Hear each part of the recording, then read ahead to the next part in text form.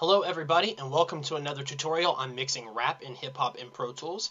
I am producer, engineer, and mixer Nick Battistone, and today we're going to create a distorted, scratchy guitar effect using samples and sounds already in your session without having to create any new instruments. So I'm going to start off today by going ahead and playing for you the raw, unaffected verse so you can kind of get an idea of where we're starting out.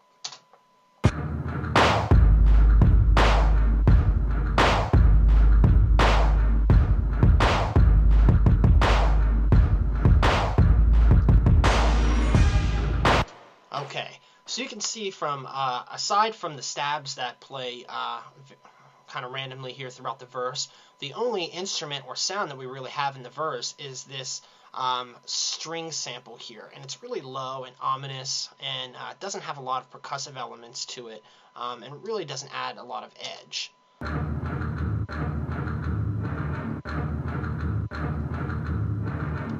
Even with some dynamics and EQ processing, I really wasn't able to bring out much of the percussive elements via those castanets or any of the attack of the strings. So in order to kind of get a sound that was a lot edgier and crunchier, I decided to create this distorted guitar sound that sounds like a real heavy metal kind of guitar that's scratching and playing some muted notes with maybe a wah pedal or something on it. So I'll go ahead and play for you now the affected signal that we're going to learn how to create today.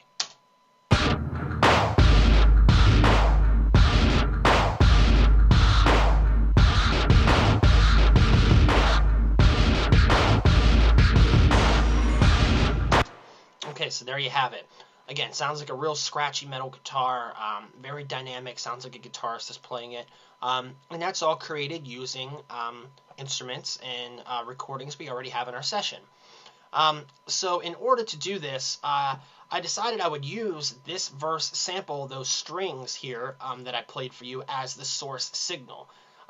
Since that was the only instrument actually in the verse to begin with that played all the way through, I figured that was a good place to start. I should mention that you can do this with any instrument, anything that you have in your sessions already. It doesn't have to be anything special. It doesn't have to be a string. You can do it with a vocal. You can do it with horns. You can do it with keys, whatever you want. Whatever's in your session, you can play with and find a cool way to make this effect. So let's go ahead and get started on setting this up so I can try and get this tutorial done in less than 15 minutes. The first thing you're going to do, much like any effect, is create an auxiliary input. This auxiliary input is going to be the channel in which you're applying all of your effects. So if you're on Mac, hit Shift-Apple-N. That will bring up the new tracks window. Otherwise, you can go ahead and select the track New up here under the menus and select one stereo auxiliary input. Since I already have mine in the session, we'll just go ahead and follow along. The first thing you're going to want to do is go ahead and label that distort. So double click on the name and type it distort, distortion, anything that you want really. Just helps you keep your sessions organized. Okay, the next step after you've labeled your track distortion is to go ahead and solo save the track. This will allow you to solo out the original string sample without bypassing the send. If the send isn't solo saved, when you solo out the strings to hear how your effect sounds, you will not actually hear the effect send. So in order to prevent this from happening, you have to solo save your auxiliary input here. So just go ahead and if you're on Mac again, hold down the Apple key and click on the solo button until it's kind of grayed out there. Then you'll know that is solo saved. Okay, now the next step is to assign an input to this auxiliary track. And to do that, we'll go up to the inputs window and we'll open up the bus menu. And we will assign our auxiliary input a bus from the bus menu. So I already have all of my buses labeled to fit my workflow, but you can use any available bus that you have, whether it's bus 1, 2, bus 3, 4, bus 5, 6, whatever. Any available bus that's not currently being used in your session, you can assign to the input of this auxiliary. So go ahead and select an auxiliary bus input. I'll use my distortion input. Okay, so now that you have an input assigned and you have a bus routed to this auxiliary input, let's go ahead and send this aux some signal. So let's go ahead and scroll down here to our original verse sample. And let's go ahead and send some of this verse sample signal to that aux input.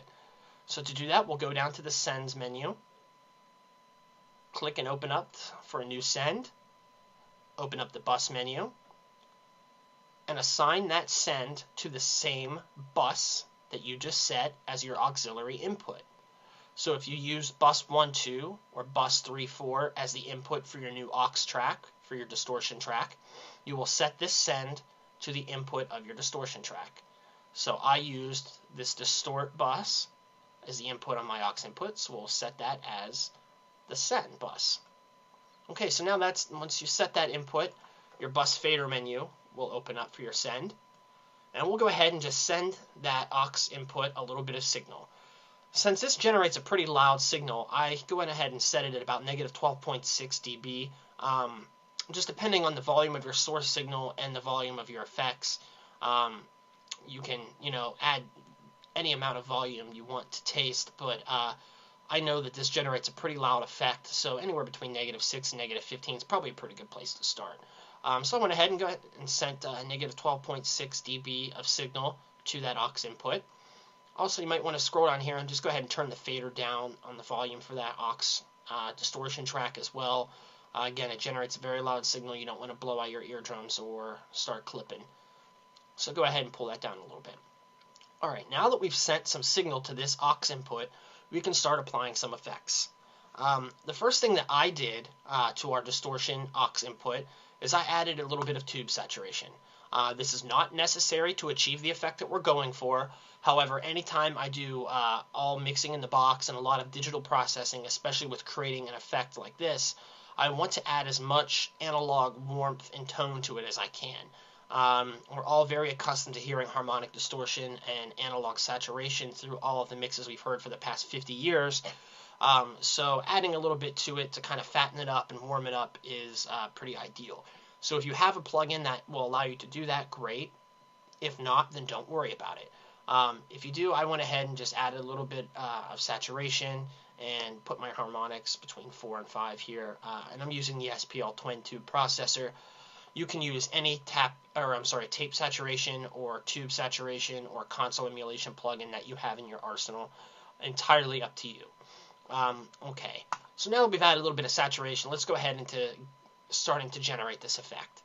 The first step along the way is adding an expander gate. I went ahead and added the DigiDesign stock DigiRack Expander Gate Dynamics 3 plugin. It comes with every version of Pro Tools that I'm aware of, and it's a great expander and gate that honestly I use more than any other expander gate plugins out there. And I have pretty much every plugin out there. Okay, so as a preset default, we'll go ahead and select the Noisy Instrument preset. Its ratio and range settings are pretty good right off the bat to generate this effect. So we'll go ahead and start with the Noisy Instrument preset and work from there. First thing you're going to want to do is select the look ahead. And then now we're going to adjust our ratio. The threshold rather. Our ratio is probably good at 2:1, but we may play with it a little bit more as we go on. Now the threshold essentially is the point in which the gate functions. Any signal that is above the threshold will play. Any signal that is below the threshold will get gated out. So at our threshold of negative 19.8, any signal that comes through the noise gate that is above negative 19.8 will play. Anything below will essentially be muted and gated out by the noise gate. So what this allows us to do is, since we're sending a string sample to this distortion track, the string sample plays all the way through. It's not very dynamic. There's not a lot of movement. It's just kind of ominous and ongoing.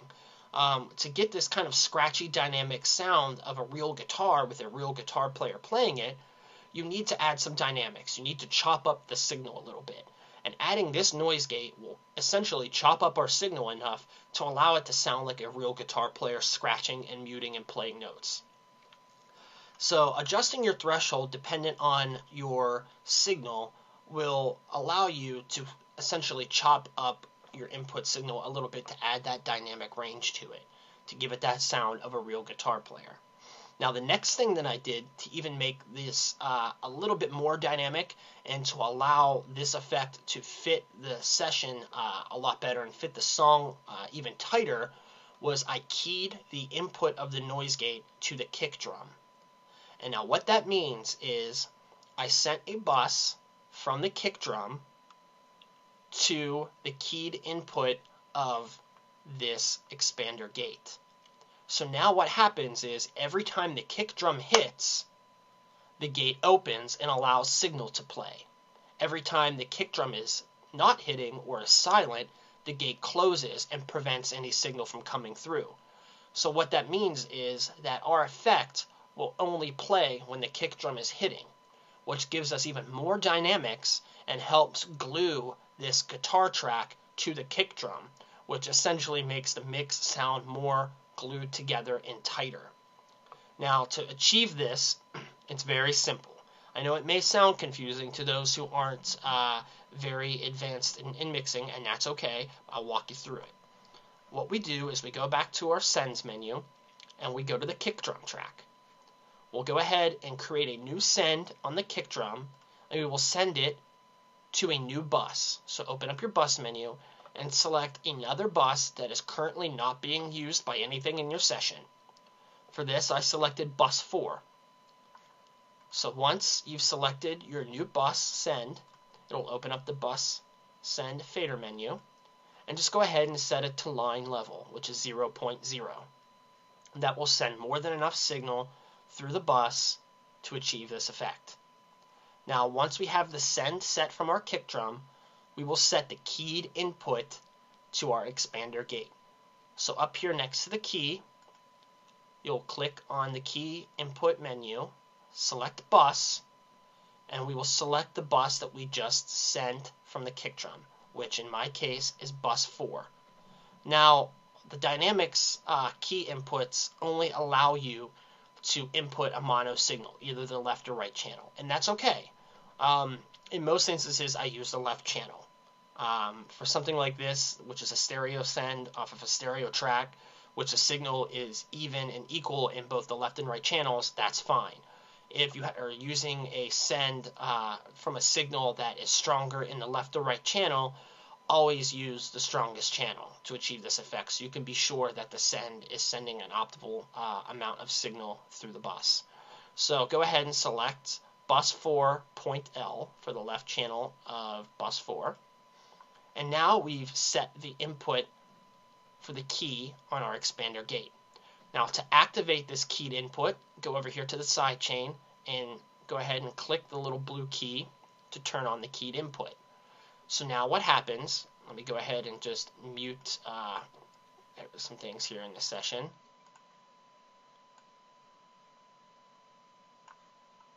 Mute this out here too. Alright, now you'll see when the kick drum hits, it's opening the gate and allowing signal to come through. Pretty cool. I don't know if it'll allow us. Yeah, you can still see it here, even though the strings are muted out. Every time the kick drum hits, it opens the gate and allows signal to come through, which means every time the kick drum hits, it's allowing a piece of that string sample to play. When the kick drum signal dies, the string sample send dies. Alright, so now you kind of see how the gating of this works. Alright, so now that we have the gate set, we have a dynamic signal that plays through our distortion track. You can see that the track only plays when the kick drum hits. I'll mute the rest of these. Okay, so now the next effect to apply to our distortion aux input is going to be a filter effect. I try and use as many DigiDesign or Pro Tools stock plugins as I can so everybody can follow along with these. Excuse me. I went ahead and started off with the AIR filter gate. This is a cool little filter effect, which will again just add a little bit more dynamics to our mix and to our effect. I went ahead and started off with preset number 24, rhythmic pattern. which adds a very cool little pattern. Let's see if I can solo out the original sample here.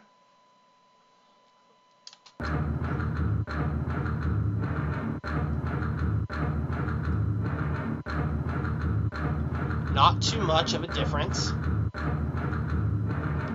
Just adds a little bit of dynamics.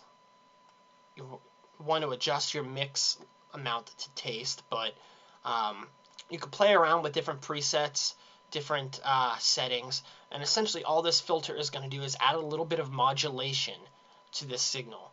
It's going to allow for a little bit more dynamics, some changes in pitch, depending on the types of filters or flangers or other effects that you add. It may, make some changes in panning, changes in pitch. Filters are very cool modulating effects that really can add some cool dynamics.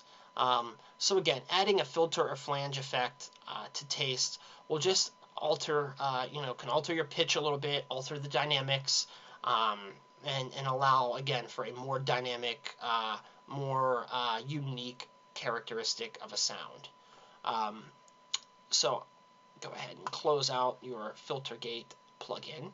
Now the next thing we're going to do is add our guitar sound, which using the SansAmp PSA1 guitar amp modeling plugin, we can get our distorted, crunchy, edgy, heavy metal guitar sound. I went ahead and used preset number 24 under the SansAmp factory presets, which is the rectifier here. Now, again, I usually don't work with presets a lot. I set these all as presets essentially so everybody can follow along. But always, experiment. Don't get in the habit of just using presets and relying on presets. I did modify the preset a little bit for my taste, but again, the effect will sound pretty much the same just using the stock preset here for the rectifier. That will give it that real edgy, distorted guitar sound. So now we'll go ahead and play the effect and listen to where we are now.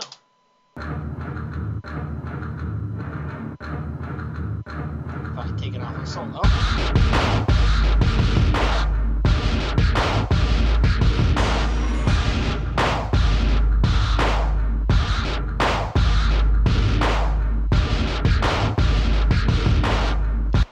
So there you have it. We've got that really cool dynamic guitar sound. Now again, I'll bypass the guitar tone so you can hear what the effect sounds like without the guitar.